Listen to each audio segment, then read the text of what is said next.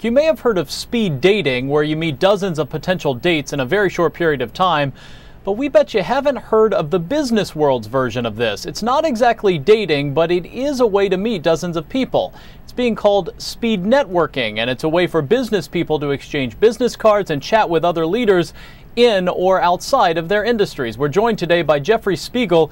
He's a CPA and the coordinator of Long Island's Networking for Professionals branch. Jeff, thanks for being here. First of all, we're all sort of familiar with speed dating, whether we admit it or not, but how does this work? How is it different?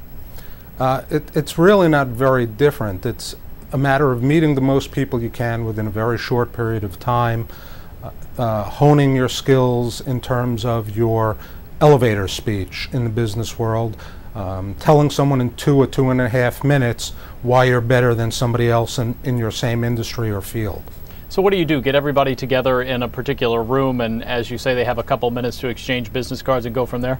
It's sort of like musical chairs, and, right. and those of us that coordinate and lead the events tend to be like camp counselors. You have rows of people facing each other, and after a 5-minute span, each person has roughly 2.5 minutes to do their little speech, exchange business cards, try and see if there's some connection, and then after 5 minutes we ring a bell or blow a whistle, and one of the rows has to get up and move either to the right or left, whichever we feel like doing that evening. We try and keep them guessing. I would imagine this could also be fairly useful as part of a larger corporation, so that people in different departments could get to know each other. Is that a trend as well? I do know that in some large corporations they are doing things similar to this. It's a great way to meet a lot of people in a short amount of time.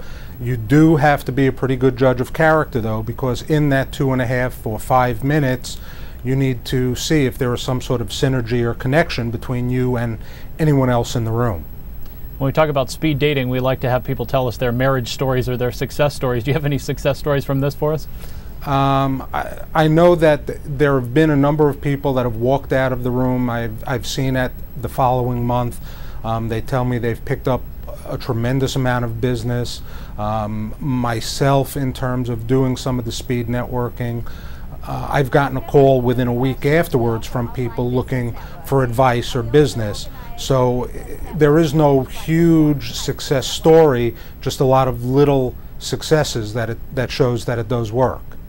If you're talking to somebody who's getting ready to go to one of these events, what sort of advice do you give them? Because I think you're quite right. This is different than being able to sit down for a longer dinner, for example, with a potential client. You're on the spot. You better make the sale quick here. Really, it's a matter of bringing your business card. I tell people when it starts, don't be afraid to take out the business card. You don't have to look eye to eye to everyone, but on the back of, ask for the other person's business card. On the back of their business card, you should keep track of little things that are going to remind you about that person.